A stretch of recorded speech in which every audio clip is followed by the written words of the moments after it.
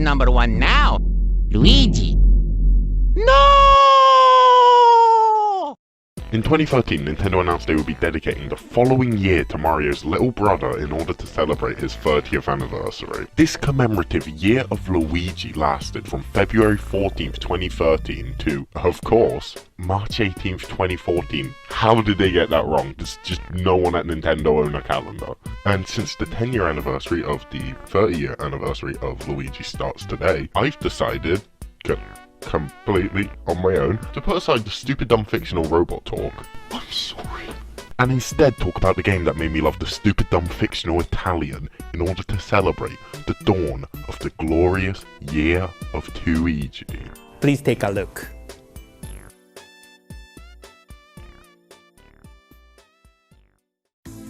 Now, you've read the title, you've seen the footage that I've used, you're aware that the game I'm talking about is Super Smash Bros Brawl. And to be a bit more precise, it's Subspace Emissary. For those not in the know, Subspace was a story mode bringing together over 3 dozen iconic video game characters, and Rob, having them all join forces to stop Blue Man Group over here from assimilating all their worlds into his realm of, guess what, subspace. It is a convoluted, barely intelligible mess of a story, told entirely through knowing glances, pointing, and nods. Yet somehow it's also the coolest thing possible to anyone who's ever grown up with it. And I think why is because, well, the obvious reason of all of the one-of-a-kind memorable team-ups that appear throughout the story mode, but also, I feel equally importantly, is the fundamental sense of pathos and weight it for some reason gives this story, despite the fact that it stars Mario and friends. And Rob. And I didn't really know why it is, but it's clear if you look at like the fan fictions they make, or just the general fandoms for things like Sonic the Hedgehog, or like, I don't know, FNAF or whatever, that kids clearly get very attached to the idea of like dumb gaming franchises taking themselves a little bit too seriously, which I think is great. I mean, I was one of those kids, and you know, when everything goes well, you get something great like Subspace, and even when it doesn't. None of this is good, Vector. That's why it's called war. It's funny. And then I know I should be talking about Green Man, but just to give an example of this, let's take a look at how they choose to incorporate Rob into the story. Because before this game, he wasn't really a character, he was a toy. And the character they settle on is a commander in an evil army who grows weary of seeing all his people kill themselves for a cause he doesn't really believe in. But when he tries to get them to stop doing this, they all get mind-controlled by Ganondorf and try to murder him. The only reason he survives is because one of our heroes carries him off the island, which is bizarre, because remember, the hero in question is f***ing Donkey Kong. Which I find really interesting, because this sort of thing generally seems to be the main appeal of Subspace, how cool it is. But the man of the hour here, and the characters he finds himself crossing over with, like, they don't really get any sort of big action moments as a unit, and well, Luigi doesn't really at all. But I find, at least from my vantage point, they seem to be one of the most popular team-ups of the game, and I find a lot of posts or fan art or headcanons about these three, a lot more than most of Brawl's team-ups. I mean, definitely a lot more than these 5. They are in most of the story, yet somehow they are the most boring team-up possible. Nobody cares about this group of characters. They have like one personality trait between them, and it's given to Yoshi. So Luigi enters this story with an iconic shot and a remix of a song that goes immaculately hard, that to this day I am still mad about not getting an official release anywhere. He has a couple of completely non-threatening little guys walking past him, paying him no mind, and he nearly has a panic attack. Oh my god, he me for real. And I vividly remember in this moment turning to my brother to say how I was really excited to get to play as him, only to be immediately cut off by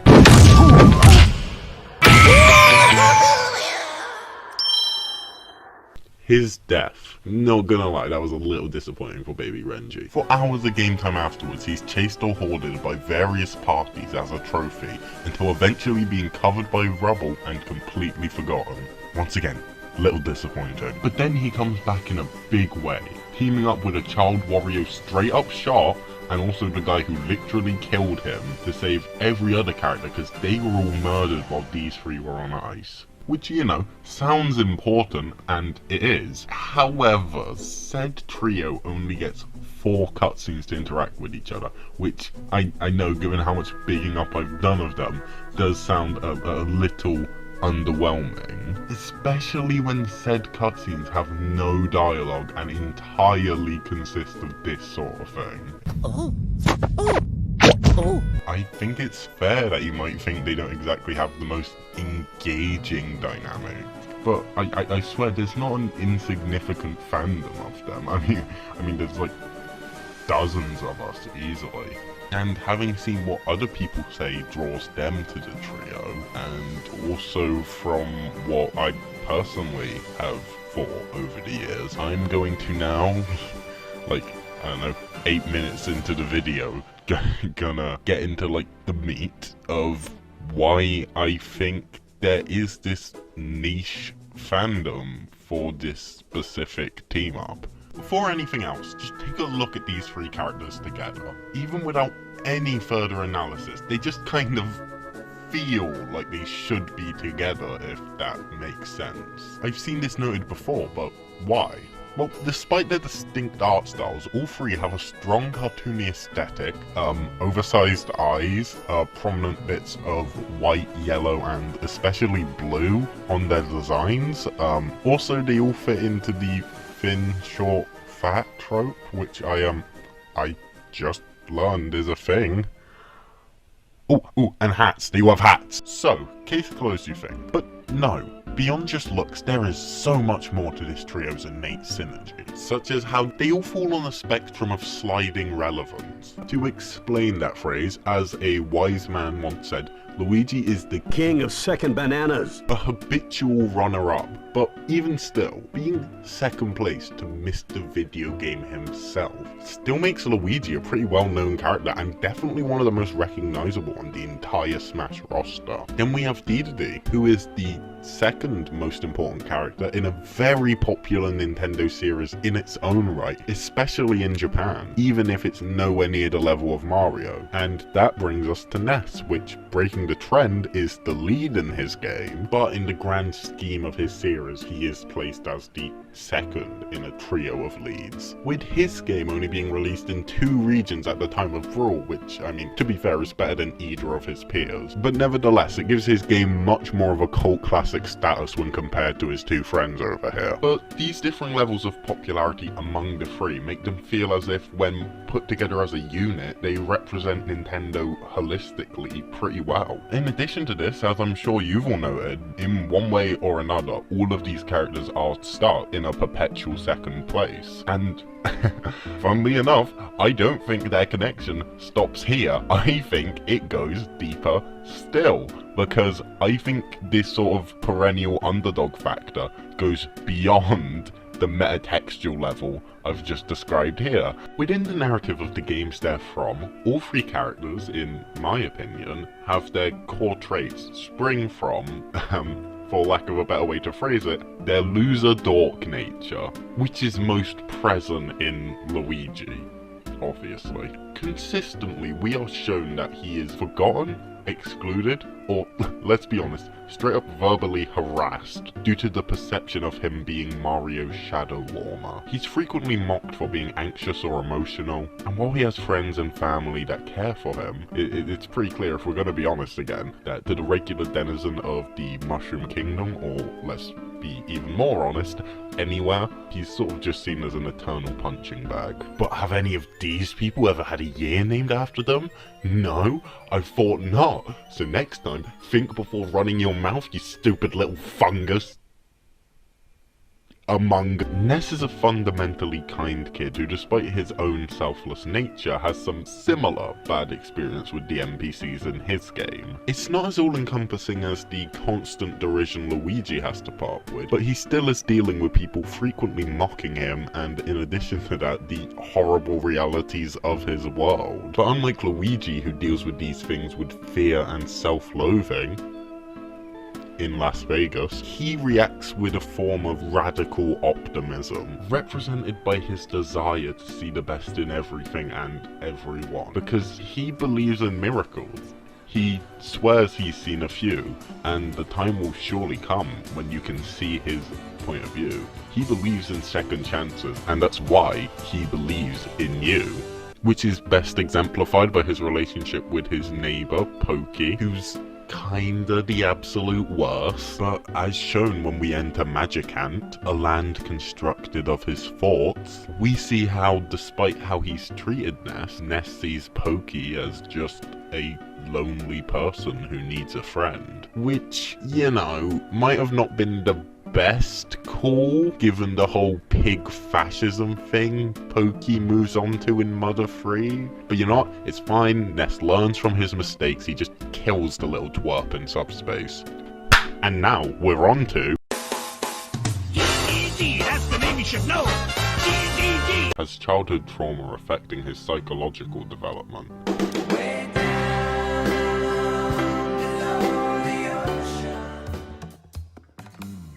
The king himself is an interesting case. Unlike Ness and Luigi, he's more, well, loud, so to speak. While he's usually well-intentioned and just as kind at heart as the other two, Dedede can occasionally also be brash, a poor communicator, self-interested, greedy, and he definitely has an ego. Hence his need to prove himself as better than Kirby, hence him just sort of choosing to be the king of Dreamland.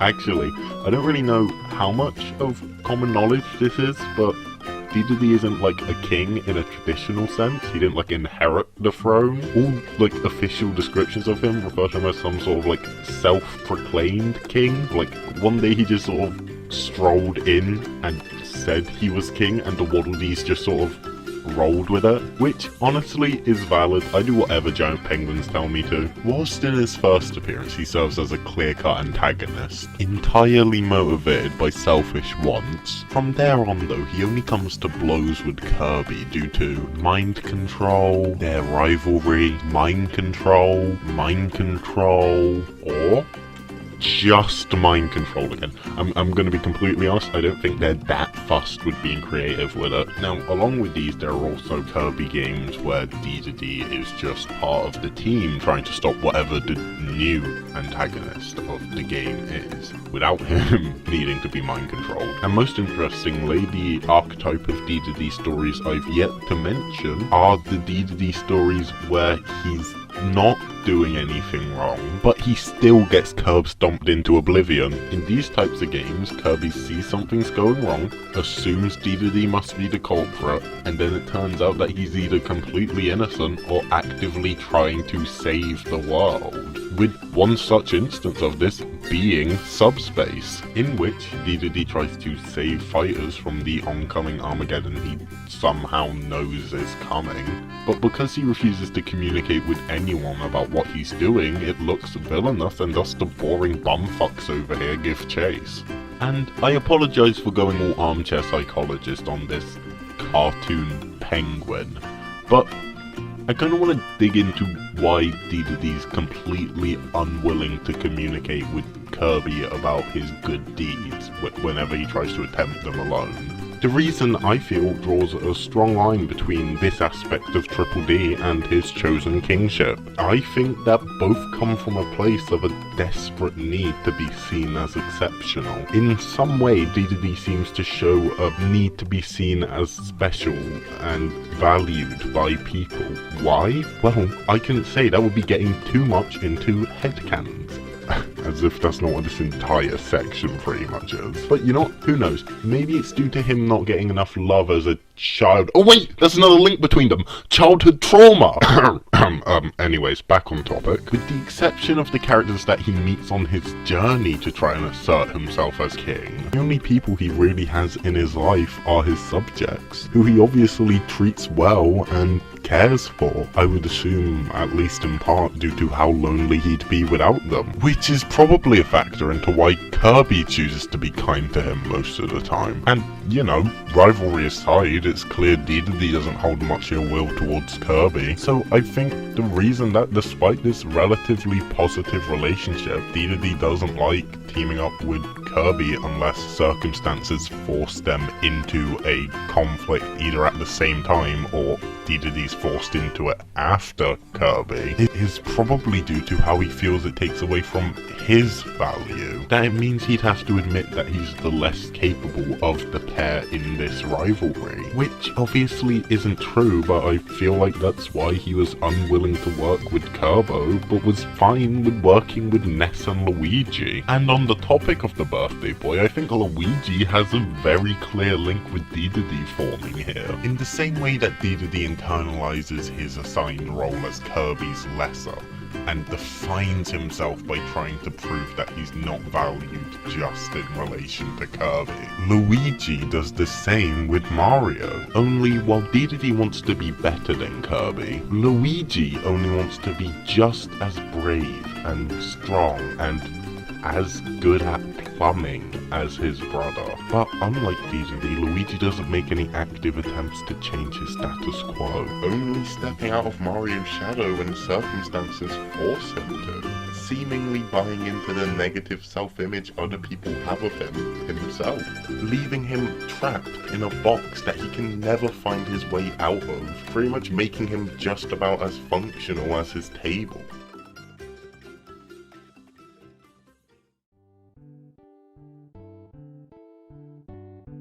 So, yeah, these two form a strong yin and yang in the ways they deal with constant comparison. But what about the sidekick from On It? I think, trash burgers aside, Ness is the most healthy of the three. I mean, he's surely traumatized.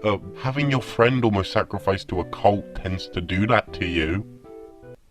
I hear, but also he's literally neurodivergent plus or minus, so I don't know, maybe don't bring that up, anyways, he always manages to keep his friends in focus, which sort of grounds him, which is sort of an element of the constant optimism he manages to keep up in the face of the literal weight of the world on his shoulders, which is what makes him so important to the trio's dynamic. They work because they're a collection of awkward, oddball weirdos. And what makes Ness's role unique between them is he sort of breaks the self-destructive cycles the other two can fall into. Because while Dedede burns bridges and Luigi just sort of passively hopes that things get better, Ness understands the insecurities behind the warped image some have of him, and instead chooses to orient his worldview on those who do care, which I think is best exemplified in their first cutscene together. In it, Ness's first instinct, in a small way, is to help Luigi, someone he probably doesn't know very well, if at all, and then he sees Dedede, who him and Luigi have very valid reason to assume is the antagonist, and for very valid reasons Luigi is cautious about awakening him, but Ness chooses to take a chance on the idea that he might be kind, and doing so allows the three, with a little bit of help, to save the universe, forming the Subspace Trio, a group of characters who all complement each other in unique, dynamic ways that allow them to shine brighter together. And that's all I can say on why I think they work so well together. Well, that and the fact that they all hate Wario. Oh, and the fun little detail of how King Dedede's first appearance was in a game that released in 1992, Luigi's was in a game that released in 1983, and Ness's was in a game that released in 1994. So that means all years ending in 2 are Dedede anniversaries, all years ending in 3 are Luigi anniversaries, and all years ending in 4 are Ness ones, which is, it's just fun. Or, you get the point by now. I could go on for hours and hours about why these three work so well for me, but I think I'm gonna pump the brakes here. The video is rambly and headcanon-y enough as it is, but I hope I at least managed to accurately capture why I like the trio so much in this video. At a stretch, I'd like to think that maybe I helped convey why other people appreciate them just as much as me. And maybe if the stars have aligned, I've made you appreciate them. Enjoy your year of Twoigi, everyone.